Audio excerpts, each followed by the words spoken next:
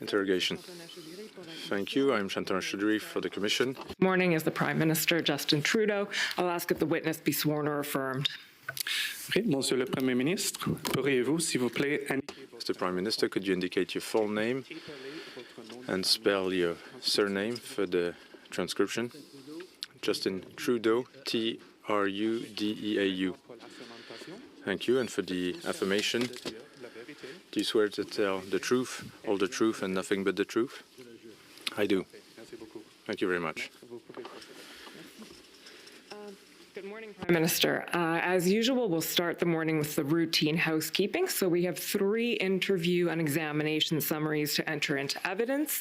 Rather than going one by one, I'll just read out the doc IDs and ask you to confirm them. So the doc IDs are WIT 106, which is the PM's Stage 2 interview summary, WIT 164, which is the Prime Minister's Stage 2 in-camera hearing summary, and WIT 160, which is an addendum to the Prime Minister's Stage 1 in-camera hearing summary.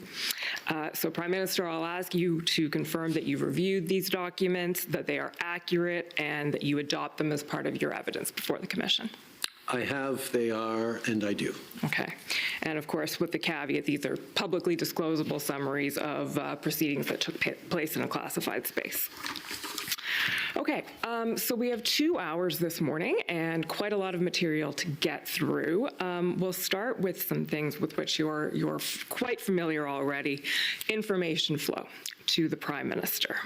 So I'll ask you to start with the mechanics of information flow. In Stage 1 of the Commission's proceedings, you told us that you would receive intelligence in writing, daily or weekly, but that the primary way of informing you, and by the NSIA and the intelligence community, if they really wanted you to know something, would be by briefing you orally. We understand that since then there have been some changes to the system, so can you explain how you now receive intelligence, what the changes have been, and any benefits or drawbacks? Through the first years that I was Prime Minister, I received, as you say, daily or weekly summaries or snippets prepared for the Prime Minister and the office. And when things were put in front of me, I would read them.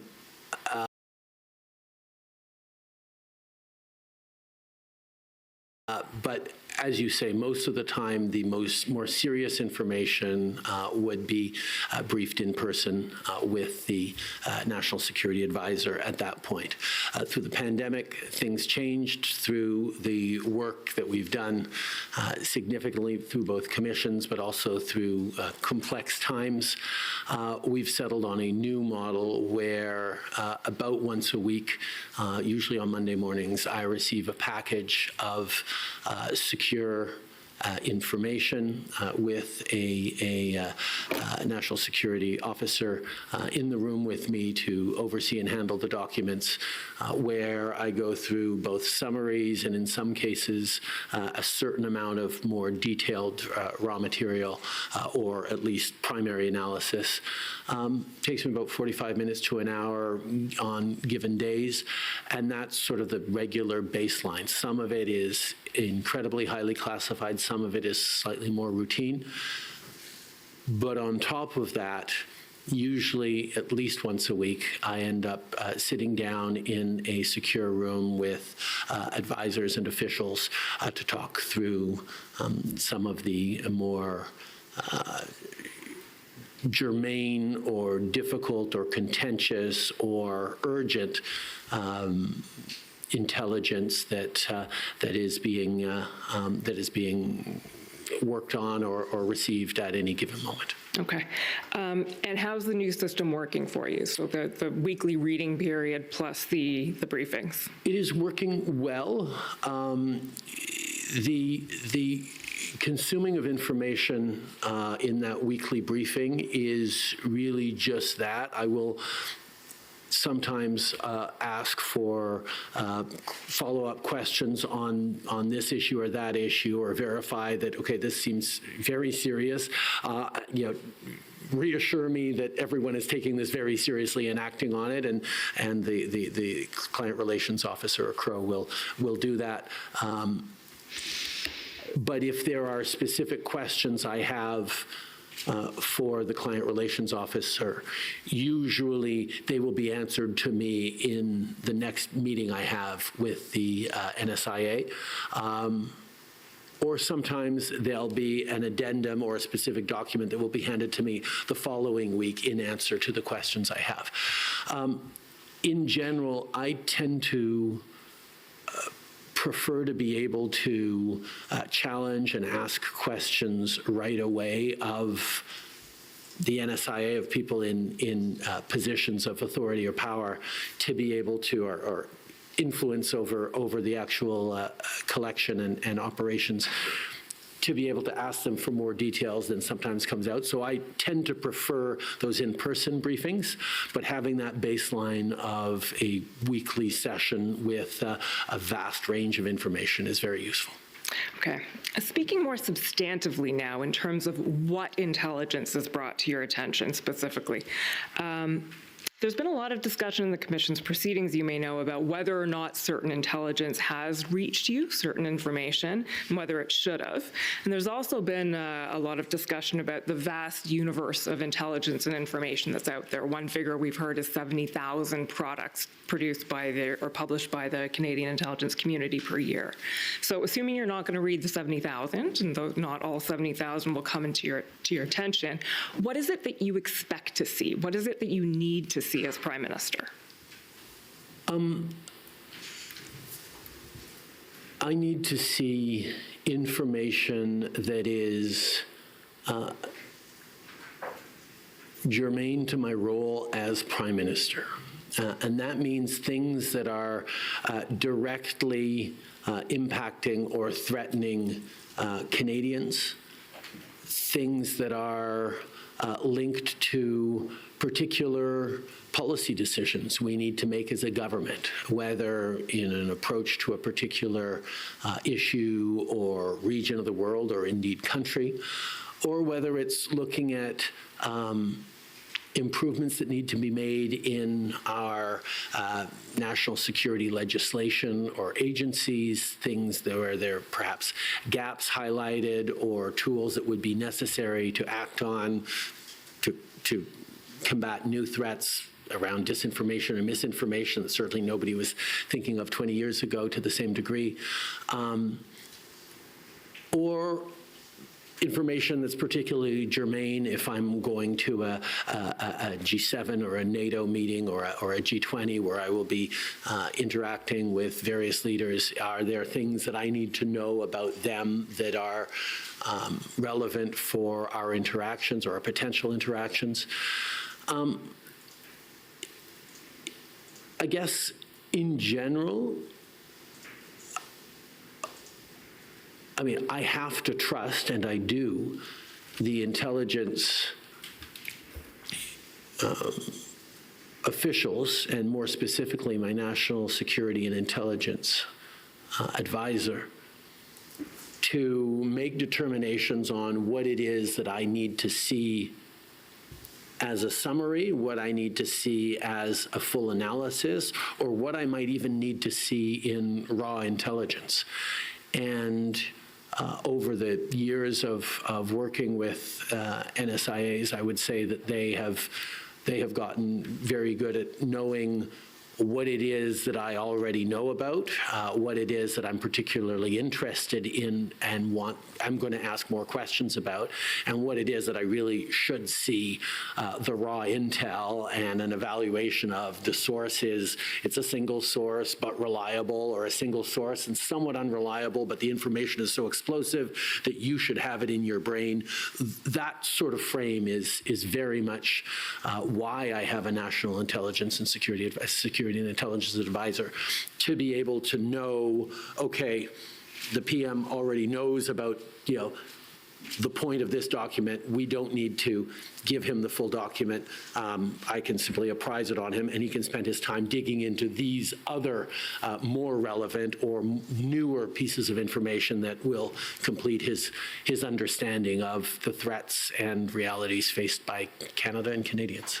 Okay, so the primary responsibility then for making sure that you do have what you need to know, and maybe don't have what you don't need to know, or that you don't spend your time on the wrong things, that falls to the NSIA, as you've said. I would say the primary repository of those decisions is the NSIA, but there are a number of others who will flag that. Sometimes it's my foreign policy and defense advisors, Patrick Travers, or others in my office who will see a larger range of information than I do because they have a specific task on that one area, whereas I'm covering all policy areas for this country. They will dig in and say, okay, the PM really should see this because it's particularly relevant for these reasons that are perhaps not, perhaps more political reasons that the NSIA, looking at it from an official lens, wouldn't have.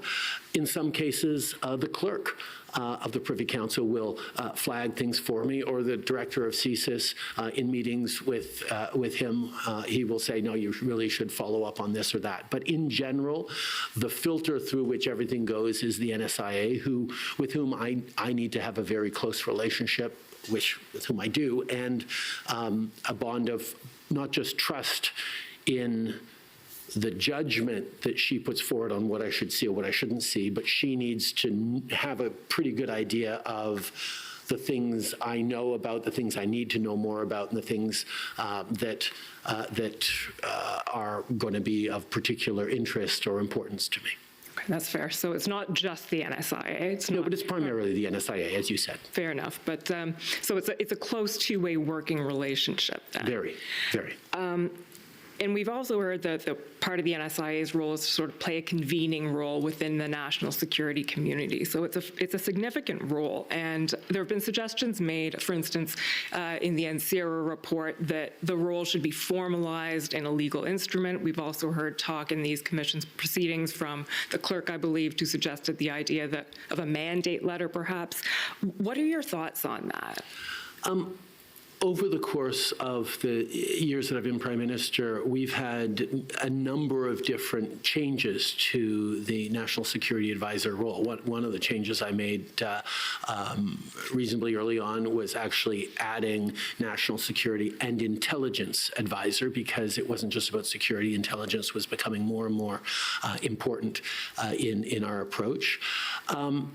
But from one NSIA to the next, there were significant changes in the threat environment around us, in the composition of the senior ranks of the public service and the different roles. When Ian Shugart was my clerk, he came at that role with such a deep and expert understanding of international issues, of intelligence issues, that he played a role not just as a clerk, but as a significant national intelligence and security advisor to me, just as through his capabilities and personality, and therefore the actual NSIA I had at that point had a slightly different role than in other times where the clerk wasn't as much of a national security focused individual and had other qualities, and the National Security Advisor was really the person who was centered around that for me. So those natural variations, and, for example, the fact that right now my National Security and Intelligence Advisor is also Deputy Clerk of the Privy Council, which I think is very useful in this case, isn't necessarily automatically something every future Prime Minister would want. Therefore, the idea of bounding in very prescriptive legislation, the role of a national security and intelligence advisor, I think would be probably less flexible than the role actually requires, because the most important part of the role is that the individual be empowered and connected to the Prime Minister in the right way, but also able to command the town or the intelligence agency's respect and be able to convene. So some of the things we've done to strengthen and almost codify that role are around the creation of the National Security Council.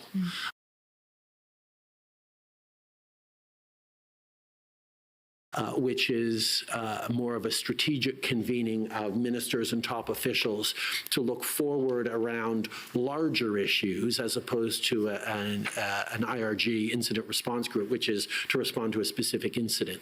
This is a more strategic look, and the role of the National Security and Intelligence Advisor is to be the secretary to that council, the same way the clerk of the Privy Council is also secretary to cabinet. It's a role that gives them an official lever in convening and controlling the work done at that particular table, whether it be a cabinet for the clerk or the NSC for the NSIA. So that has already strengthened and codified to a certain extent the role of the NSIA. But we have found that publishing mandate letters that delineate clearly my expectations of what, in most cases, ministers, which is what they're directed at, are expected to do and what authorities they have and how they're expected to function, has been incredibly useful, a tool that is very bespoke for the moment you're in and the kind of organization that your government has particularly set up. Publishing the mandate letters means that the public knows clearly what is expected of these individuals. Journalists and academics can dig into whether a particular official or minister is fulfilling their role as expected and how they're doing on that. But the most important use of the mandate letters we've actually found is internal to government themselves. We find that public servants in various departments regularly consult the mandate letters that we have published so that they know exactly what the minister is responsible for, what they're actually trying to do. And a mandate letter for the National Security and Intelligence Advisor would seem to me to be an excellent use of both empowering and clarifying the expectations of a given government at a given moment in a public way, but also an accountable way. So that would be a way to maybe give some structure without compromising on flexibility? I wouldn't say that because it's not the mandate letter that gives the structure. The way we set up the office, the way we task and empower various parts of government is inherent. The mandate letter would would reveal that structure and give direction on the outcomes that we want to have. And I think that's where it could be useful. Okay. I'm going to come back to the National Security Council because it's something I want to discuss in more depth. But before that, and before leaving the topic of information flow more generally, there's a couple of intelligence products that have come up repeatedly in the Commission's proceedings that I want to ask you about. One is called the targeting paper. And so this one is, just to introduce it briefly, a document that was drafted by CSIS in 2021 about the PRC's essentially targeting of Canadian political actors for influence operations. And it wasn't published in 2021. It was published in 2023 and circulated to a small number of public servants. There was a second, more sanitized version with, for instance, names removed, produced of it, and the intention was that would be circulated more widely. And we've heard from the CSIS director, Mr. Vigneault, former director, that in his view, that should have been provided to you. So last time we broached this topic, Prime Minister was in camera, and at that time you'd never seen the targeting paper at all, and I understand that you now have? Okay. Yes. Having seen it now, do you have any views on whether it's something that should have come to your attention in 2023? Well, one of the reflections I have on how this sort of piece of analysis has caused so much reflection around this commission and various chatter is the phrase targeting paper by China is fairly alarming. what the targeting paper actually talks about is that China has broadly classified into 3 different groups parliamentarians in their diplomatic activities, some as being positive towards China and perhaps there to engage in constructive ways, others who are neutral or convincible to be more positive towards China, to show up at various events, and others who have demonstrated themselves to be more antagonistic to the Communist Party of China's government by speaking out strongly on the Uyghur issue or on human rights in Hong Kong or on various other of the issues that China doesn't like people to discuss publicly and criticize them on. The fact that Chinese diplomats are categorizing MPs in their outreach abilities into those 3 categories is not itself particularly revelatory to me or new information to me. It is fairly obvious, and it is part of what diplomats do in every country around the world. I mean, when we are busy fighting to defend or renegotiate NAFTA with the United States under the Trump administration a few years ago, we had very clear lists of, okay, this Republican governor could be very helpful to us. This one is going to be a challenge, so let's stay away from them or try and come at them or try to neutralize their influence on others. That's just part of diplomacy right there. I will say that having read the targeting paper in detail now, there were some interesting factoids or tidbits in there that I said, oh, okay, that's interesting. None of them significantly altered at all my perception of China's behavior, China's focus, China's engagement, influence, and in some cases interference in Canada to any significant degree. And I count on my national security and intelligence advisor to look at various products to make a determination whether or not they are ready to go to the Prime Minister. I think in both of these cases, the papers were at the other special report that you're going to be talking about in a moment were not in a final form according to the NSIA, and therefore there wasn't a decision made to pass it along to me. I have to trust the NSIA's judgment, as I said before, in knowing what is going to be useful for me, what is going to be an appropriate use of the 10 or 15 minutes worth of time that would take to go over a document like this, whether it adds to my knowledge or whether there, in those 10 or 15 minutes that she has to submit other information to me, there is more germane or more relevant information that she thinks would be a better use of my time. The determination was made in the case of this targeting paper, or the targeting paper didn't get to me because of decisions made by the NSIA or not made by the NSIA in terms of not choosing to pass it along.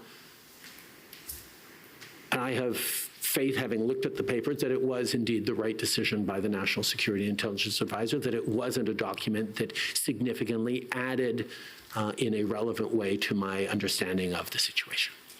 Okay. Just for clarity of the record, the evidence we actually heard from the NSIA at the time, Jody Thomas, was that she never received the final version. So she never even made that decision that it wouldn't go up to you. But so you brought out a couple of interesting themes in that answer, and one of which, yes, you've been paying attention, because the next document I was going to ask you about is the PCO special report. So why don't I go there, and then I'll ask you some more general questions about the two of them. So the special report then was the product produced by IAS, the PCO Intelligence Assessment Secretariat, late 21, early 2022. And this was for everyone's benefit, drafted in collaboration with CSIS, and essentially an overview of PRC foreign interference activities in Canada.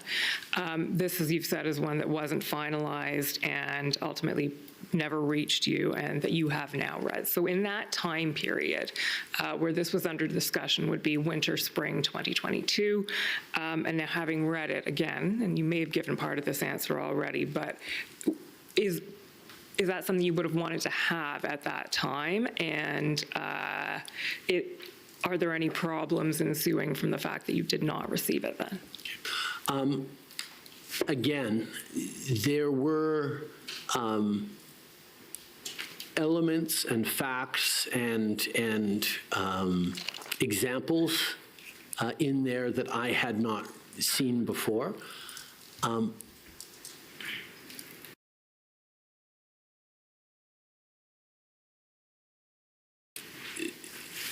But the overview and the pulling together of information, while useful, I'm sure, for people who were coming at this without the kind of regular briefings that I got, could have been very useful.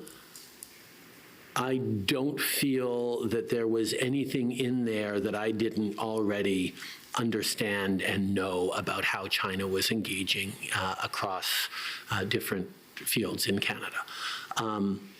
It wasn't particularly new. It was a very useful and good piece of work that combined and compiled everything, and for someone new to the job would have been extraordinarily important.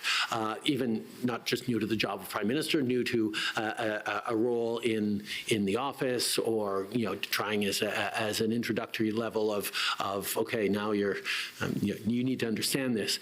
But it was a compendium of many themes that I have been grappling with over the past number of years in regards to China. And I, again, feel that the NSIA was justified in not feeling that it was imperative that they put it rapidly on my desk, particularly because, as you say, it wasn't yet in its final form.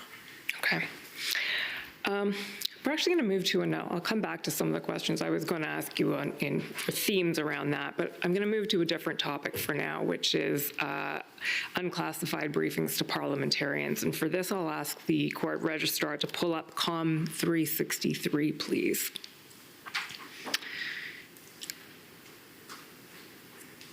And if we can scroll down to paragraph 126.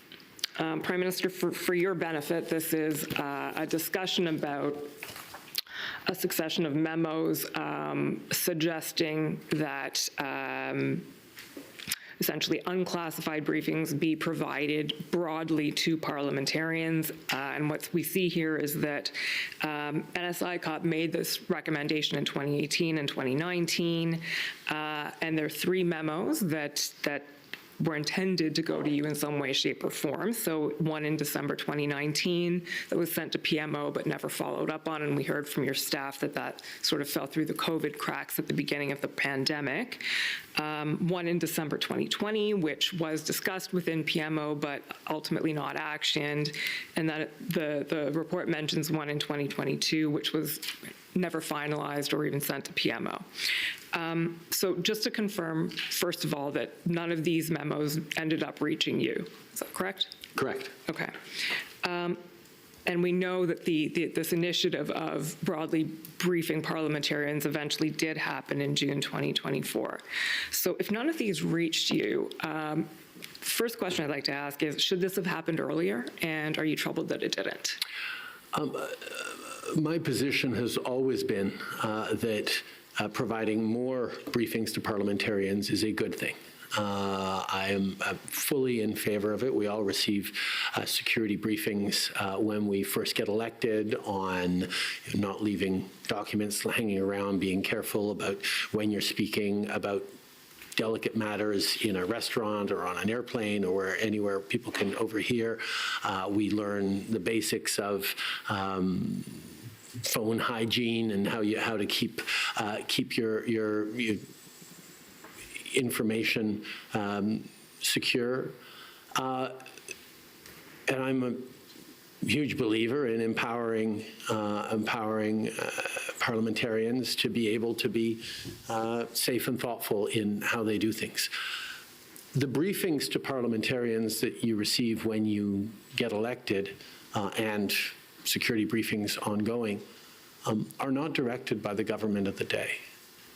They're directed by the House of Commons itself, the Sergeant at Arms, if it's a matter of security, the Speaker's office. Briefings to all parliamentarians is not in general something that the government of the day is directly involved in. But these various documents are certainly something. CSIS has the authorities to go to either the Speaker or the Sergeant at Arms and request for those briefings. These briefings didn't get to me, but these decision points didn't get to me, but I made it very clear throughout conversations that I would have approved of or encouraged briefings of parliamentarians. There is a process that I see regularly invoked.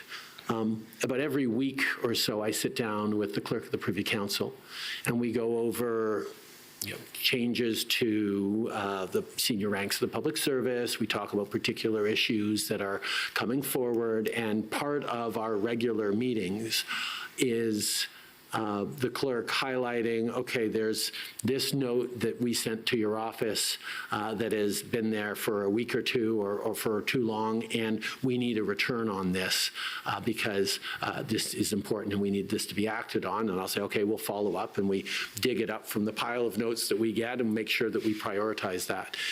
In this case, nobody, neither CSIS, through their minister to me or directly to the clerk or to the NSIA, flagged that this was something that was of importance to them that was stalled.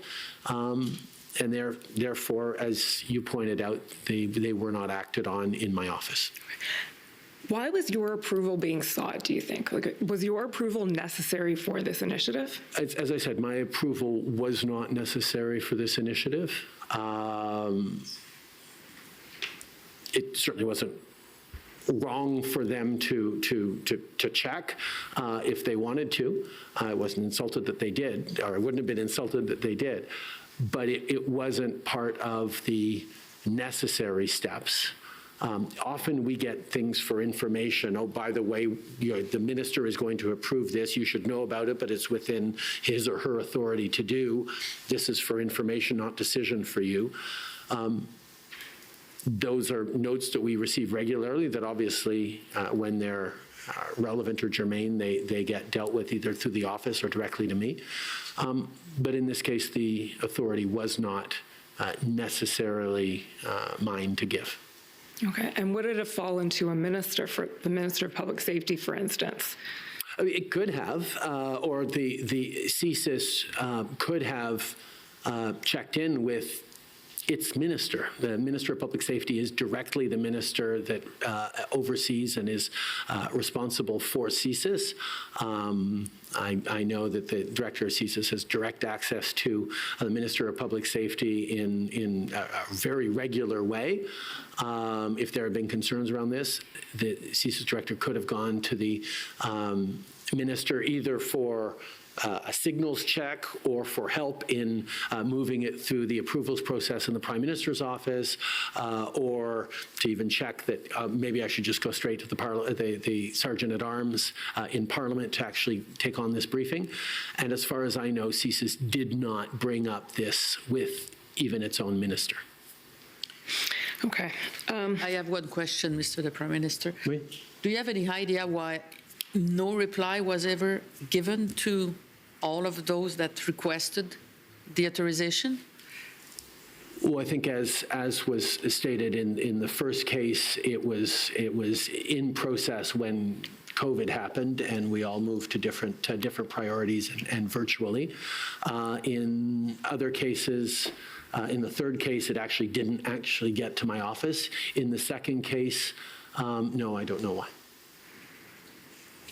Okay, because if an authorization is asked from your office and no authorization is needed, at least in your view, usually do you, not you personally, but your office give the information to the person requesting the authorization or not at all? It depends on the amount of the amount of notes, the various priorities of them as they go through. I really can't speak to the challenges around that particular one, other than saying that I was always very clear that briefings to parliamentarians is a good thing. Thank you. Okay, the next possibly related, possibly not topic I want to talk about is ministerial accountability in the foreign interference space. So we can bring up CAN 030999.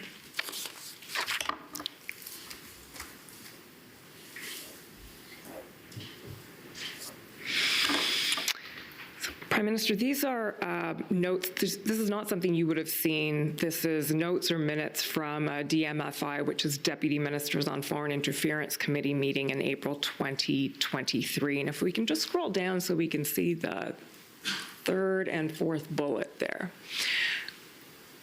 The NSIA at the time here was Jody Thomas, and this is a discussion that was had at that meeting on essentially where ministerial accountabilities lie in the foreign interference space. So if we see that, I think it's the third bullet on the page, the NSI mentioned that the day before she, public safety, the clerk and deputy clerk had a discussion about foreign interference, during which the clerk mentioned that the ISR, so this is in the period where the independent special rapporteur was doing his work, seems as though they're comfortable with the panel in sight, but what's becoming more obvious is gaps on how FI is handled between elections, specifically what's the role of deputies, staff, and where's the ministerial accountability more broadly. The second bullet then says, as a result, the NSIA has asked PCO to begin work on mapping this. So how is intelligence circulated?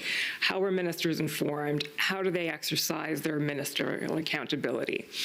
The governance, she says, seems to work well at the deputy level and even between PM and PMO, but that gap at the ministerial level may be a concern. So we discussed this a bit with the NSI at the time, Jody Thomas, and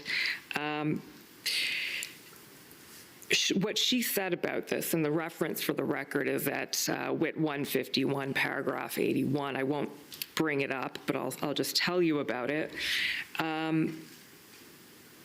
The conversation around ministerial accountability was that in the NSI COP and NCERA reports, as well as the media leak discussions, everything needs to go to the PM. But in fact, in a Westminster style of government, ministers have accountabilities. So that was the nature of the discussion that was being had at this meeting. From your perspective, how does this play out? Was there an issue with ministerial accountability in the foreign interference space? I think what you're outlining is sort of the second part of the conversation. The first part of the conversation is clear to me, and I can't really speak to what Jody was sort of digging into there. But it's very clear from the first bullet the gaps on how FI is handled in between elections. I think the important thing to remember is when we created the site task force, the panel of 5, it is because during an election, during the writ period, the government is in caretaker mode. So there actually are significant limits on how and whether ministers and the prime minister to continue to be ministers or prime ministers even during an election, but they are limited in what they can actually go out and say, particularly if they're about to say that an opposition party is compromised or benefiting from interference by a third country in an election context. That would be destabilizing and you know, of concern to do. That's why we set up the panel of 5 top public servants to be able to address during a writ period and publicly speak to what a particular piece of foreign interference is trying to have as its impact on an election. That makes total sense as a structure during elections. But during a by-election, where we've actually made sure that the site looks in on that, you don't have a caretaker convention. During a by-election, the government continues to be the government. The Minister of Public Safety or Foreign Affairs or the Prime Minister continue to be fully empowered to do all their works. And therefore, it would be during a by-election if there was a significant concern that a particular country was engaging in massive misinformation, disinformation, it would normally be the minister who would do that, who would talk about that and be accountable for that communications and those actions.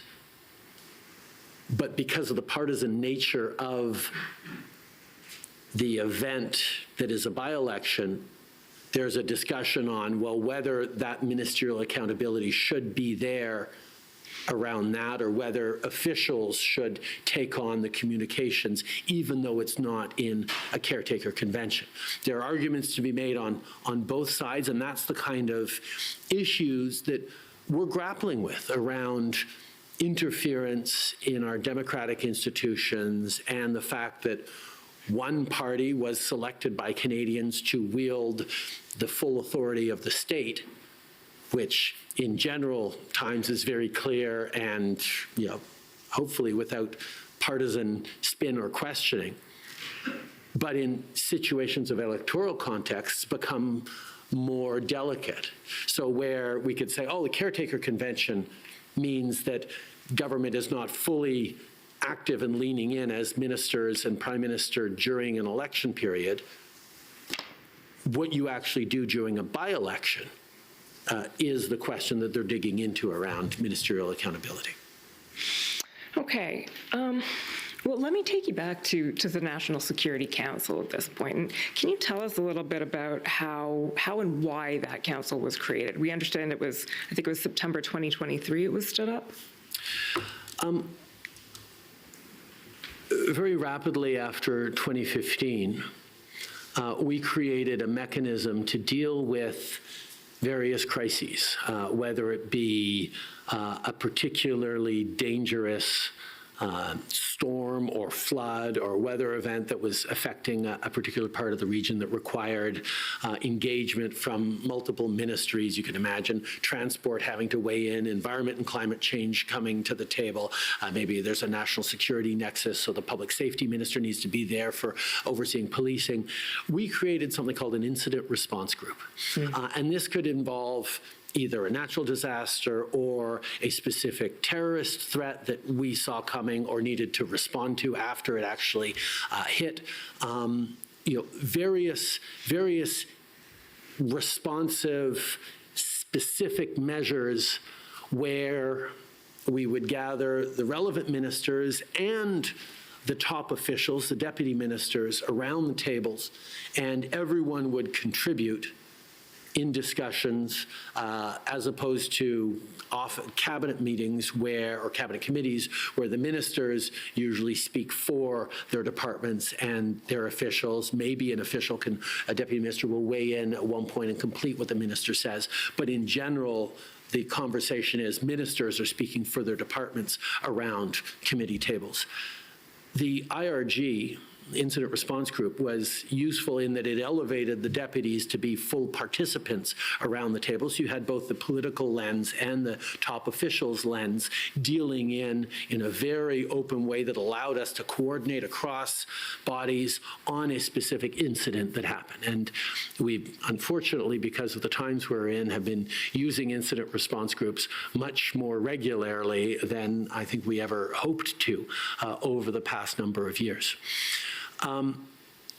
But we realized in having those conversations that sometimes those conversations would have a stretch at the last part that said, okay, how do we then strategically look forward to the next incident like this and already prepare for being able to better deal with it? And we said, well, that's not really responding to this incident. There is a need for a larger outlook, a more strategic outlook, where we can sit down and gather everyone around the table to talk about a particular theme and position Canada strategically over the coming decade, perhaps, in our positioning. There have been a number of those meetings already, and they have proved incredibly useful, where ministers and deputy ministers and heads of agencies that in relevant positions are all gathered around the same table. It's managed by the Prime Minister.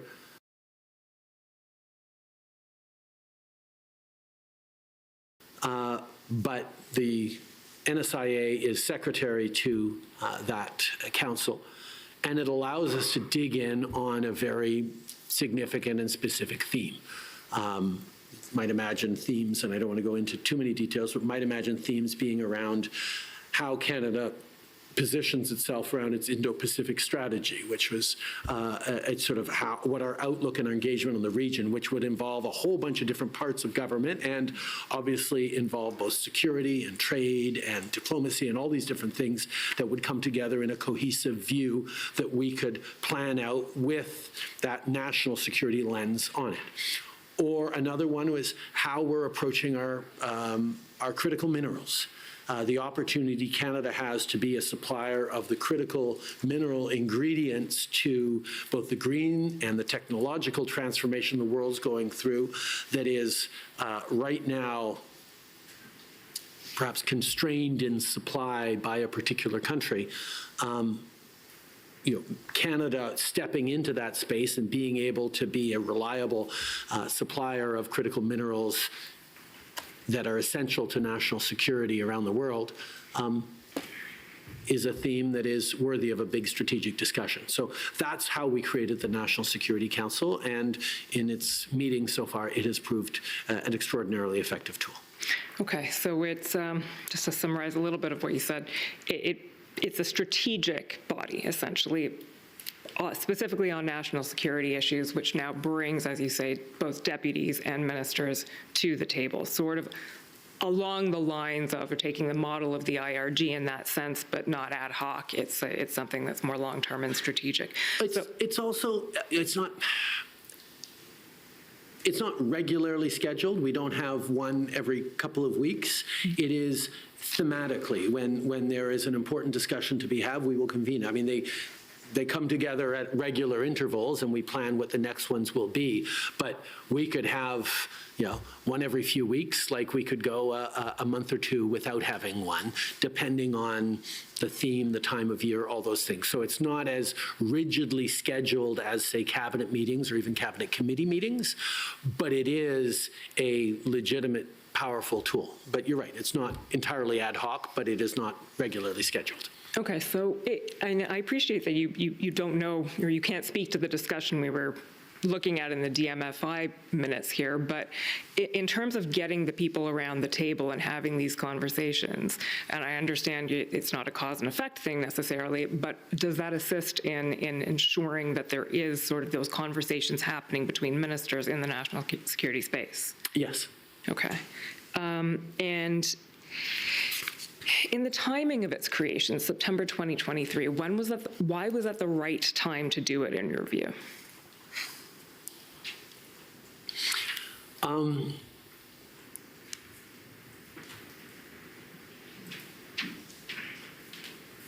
I believe there was a recommendation from, maybe it was NCIRA, maybe it was NSICOP, maybe it was a parliamentary committee or some other source that highlighted that this was a good thing to do, and it had already been something that we were thinking about.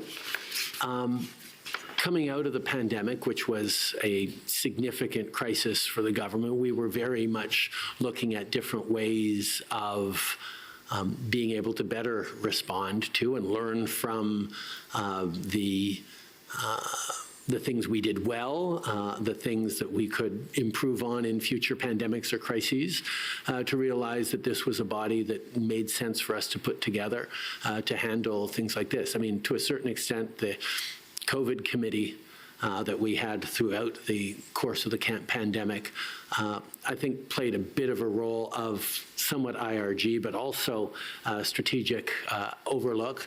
And we wanted to replicate the effectiveness of that committee in a more flexible way to be able to cover different themes around the real strategic threats to Canada.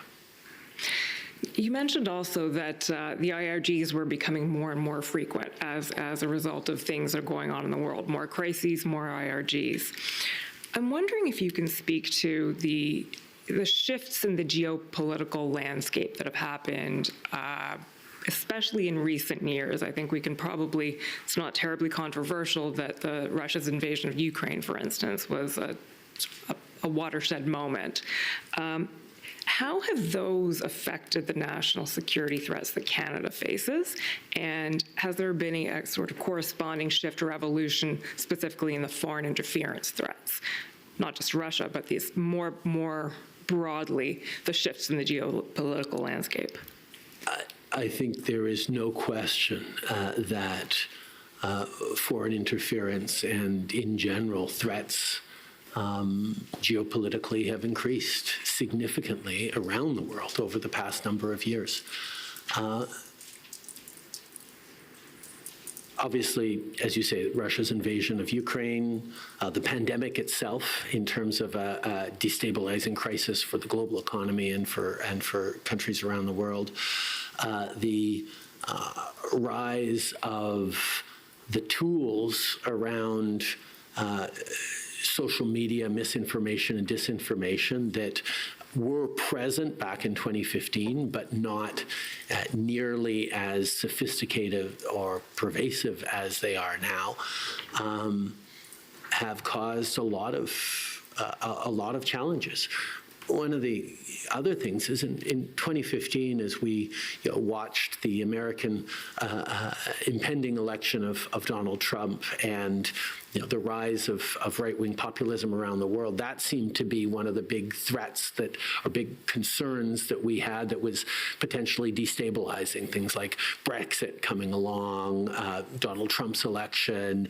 There was a lift of right-wing populism. It was very much the moment we were living in 2015, 2016, 2017, and grappling with as a responsible, progressive, rule of law democracy that believes in facts and evidence as the basis for policy decisions, as we are as a government.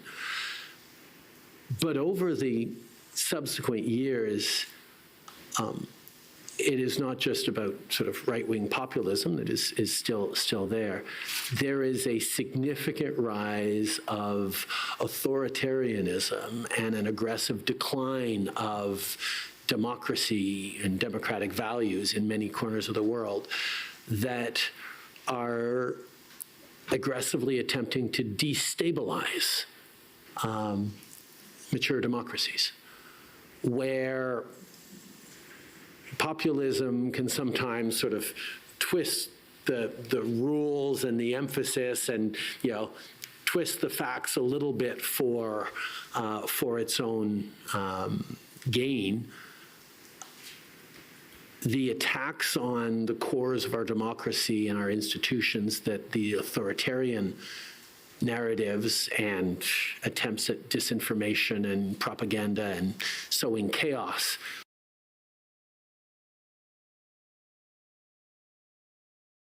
in our democracies are much more serious and severe over these past years than they have been.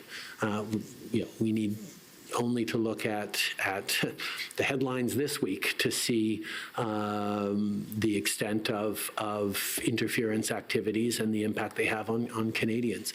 But we've seen that with a rise of a more authoritarian China and the arbitrary detention of two Michaels. We've seen that through the complete rejection of the UN Charter and the rules-based order by Ukraine's being invaded by an authoritarian Russia.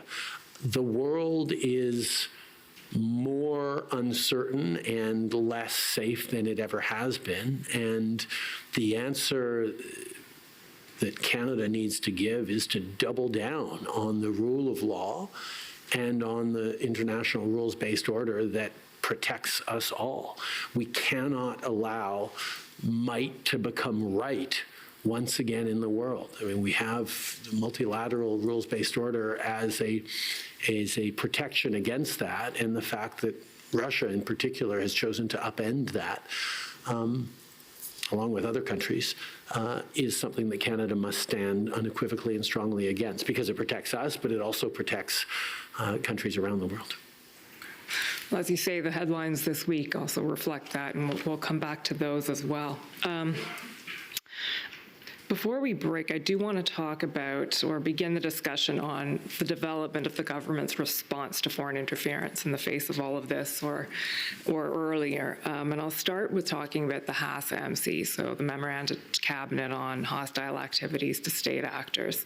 And I'll ask the Court Registrar to pull up here Com Sum 4, which is a summary of that MC.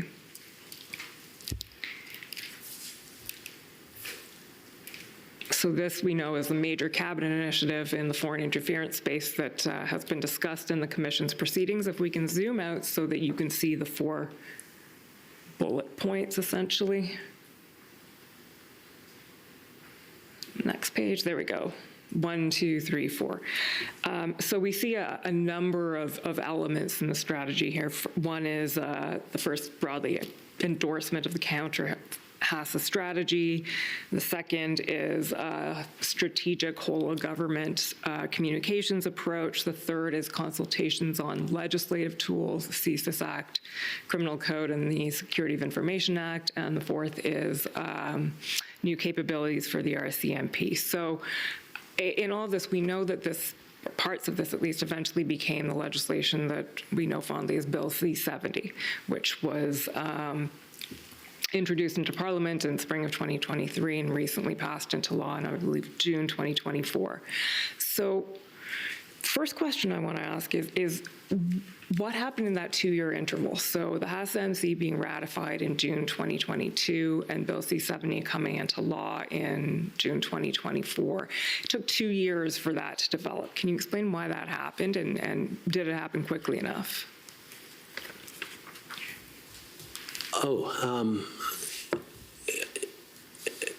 Sorry, it absolutely happened in the time it needed to happen.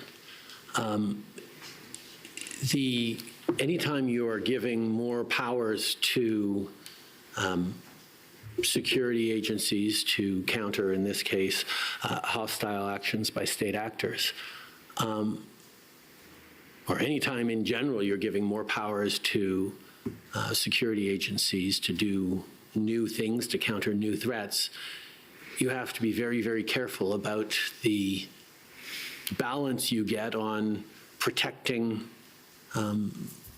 citizens' rights, protecting diaspora communities that could be affected, by protecting marginalized groups that have historical and systemic reasons to be worried about authorities having more powers to enforce, to police, to investigate on them. It is not a small thing to grant new powers to counter new threats to intelligence agencies, and that's why in the process of C-70. There were multiple visits to cabinet over subsequent years. There were multiple rounds of consultations with different diaspora communities, with stakeholder groups, with human rights defenders and charter rights groups. We knew that getting a significant piece of legislation that would strengthen Canada's ability to protect itself from national security threats from other countries was something that was delicate and that needed to be done right. I mean, we had the example of Bill C-51 in the last years of the Harper government, where the balance wasn't gotten right. We committed in that election that we would repair the balance on that, and we did rapidly after getting elected, and strengthened the balance to make sure that we were, even as we were granting new powers to intelligence agencies that were relevant and needed, the protections of fundamental rights of Canadians, and particularly of vulnerable groups, were strengthened in our measures that we took in the first years in office. So we had direct experience that getting this balance right is really important. As people may remember from the 2015 election, the NDP leader, Thomas Mulcair, made it a huge point of contention for him that the violation of charter rights within Bill C-51 were fundamentally so egregious that it was terrible, not just that Stephen Harper put those forward, but that myself and the Liberal Party would actually say, no, we're going to accept those improvements, but we're going to fix them as soon as we get elected, which we ended up doing. We chose to not play politics with issues of national security, and we said it's not what we would do, and we will change it if and when we get elected. But that experience deeply informed our approach to building C-70. And I think that the result of the work that we did with C-70, the fact that it passed through the House with broad support and the Senate with broad support and is now in place and active without significant outcry by minority communities or concerned groups, shows that we did do the work to get it right. And getting this right and building consensus around these issues was a fundamental goal of this government. And quite frankly, when C-70 passed, there was criticism that we'd moved too quickly on it.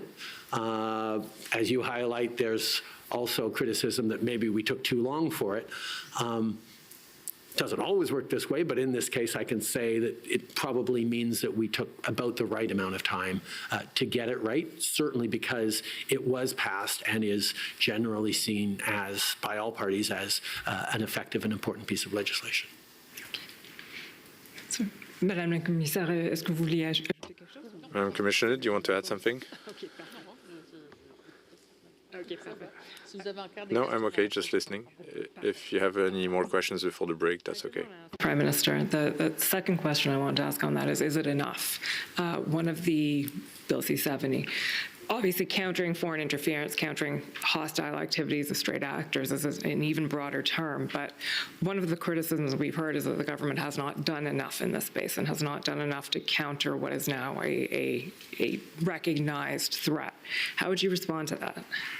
Well, I think, first of all, I mean, I'd heard that criticism as well, or the frame that, well, since you had to, do C-70, obviously there was a mistake in the powers that CSIS or intelligence agencies didn't have before. You're correcting a mistake or an error or a shortcoming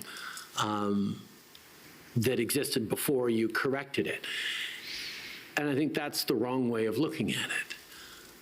I think we're in a situation where the threats are constantly evolving, whether it's newer technologies, the advent of AI, the shifting and pervasive impact of social media in how people collect their news and understand the world around them, and the vulnerability to foreign interference and misinformation and disinformation that comes through that vector that wasn't the case even 10 years ago. The shifting geopolitics, where you have more assertive authoritarianisms, countries like Russia willing to invade a neighbor on the flimsiest of justifications, means that the world is changing in very real and dangerous ways that require us to step up. And at no point would I say that C-70 is enough and we can now sit back and coast on this for the next few decades because there will be no need to adjust and add more. That would simply be irresponsible. There is always going to be more work to do. on ensuring that our agencies have the necessary tools to keep Canadians safe, while at the same time protecting the freedoms and rights of everyone in this country. And that is the constant, rigorous, responsible work that a government needs to do, to constantly be questioning, well, what more can we do to keep Canadians safe given these new threats, given these new challenges? How is the best way to do it while upholding the democratic and fundamental values and freedoms that is important to Canada? That's a constant debate in which not just the government, but stakeholders, communities, and even opposition parties have, and all parliamentarians have an essential role to play in. It shouldn't be about partisan disagreements, whether, or a basis for partisan attacks when it comes to the question of protecting Canada's citizens, its institutions, and its sovereignty. And the kinds of debates we were able to have around C-70 and the kind of consensus that we had around getting it passed indicates that, to a certain extent at least, there is an understanding amongst parliamentarians that we shouldn't be politicizing or overly partisan in our approach on these issues of fundamental safety. We need to challenge, we need to make sure we're getting the balance right, and that different parties coming from different perspectives with substantive challenges to it is a really important piece of it. But my expectation is that there will pretty much always be, through the life of any parliament or over the coming decades, there will always be some sort of tweak or improvement or adjustment to our national security infrastructure that is being debated or looked at or legislated on or studied or reflected on an ongoing basis. Keeping Canadians safe is not a one-day job. It's a constant, regularly updated, foundational priority for every government every single day. And it'll come together in certain pieces of legislation, but there's always going to be more to do, and that is the work that government continues to do. This might be a good time for the break. Okay, so we'll take a 20-minute